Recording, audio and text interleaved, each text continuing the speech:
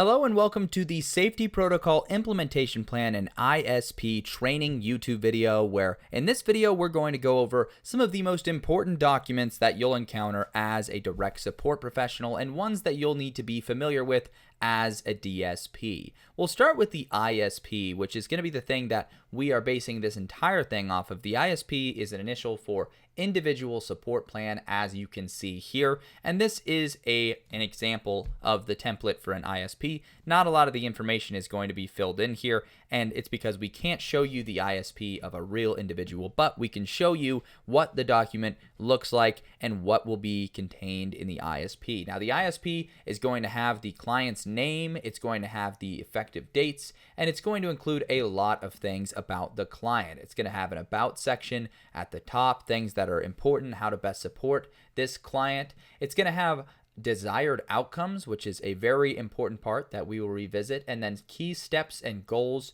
to make progress towards those outcomes.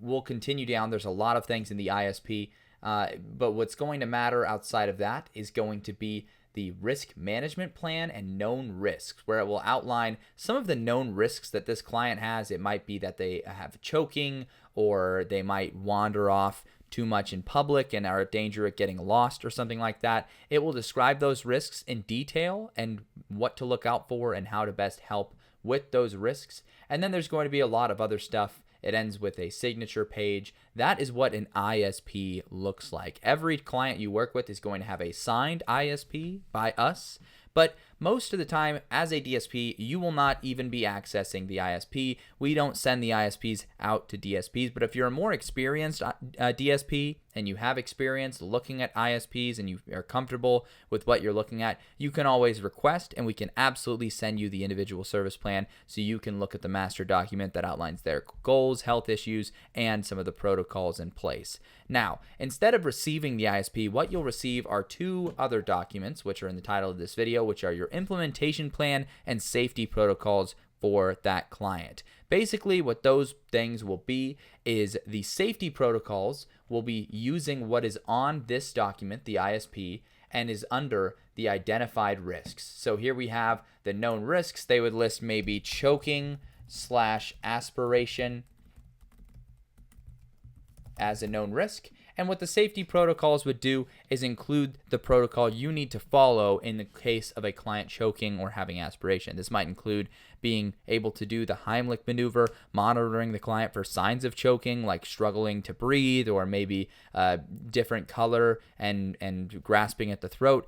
Different things to look out for when you're working as a direct support professional. So this document is used to help create those safety protocols. The safety protocols are very important for you to have in order to be able to successfully keep the client healthy and safe when you're there. You must be downloading and storing these safety protocols securely once they've been received. And if you haven't yet received your safety protocols, please reach out and make sure that gets done before you start working with a client. Otherwise, you won't be eligible to start working.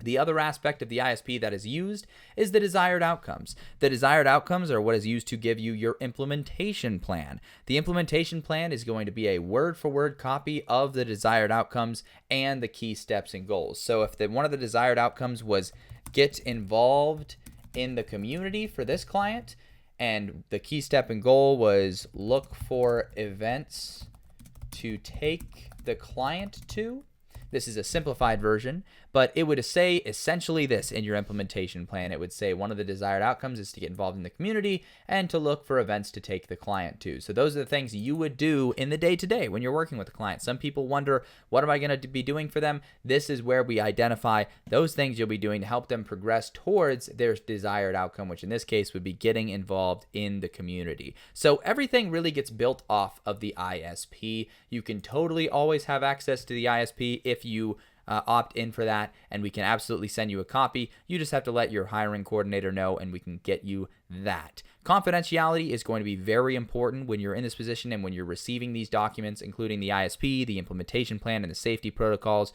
Client information is confidential and must not be shared outside of the company. If it's ever unclear if information is confidential, or if you're unsure if you're even able to share it, please reach out to your hiring coordinator to confirm, and we'll be happy to confirm. Thank you for watching this video, and feel free to move on to the next training video.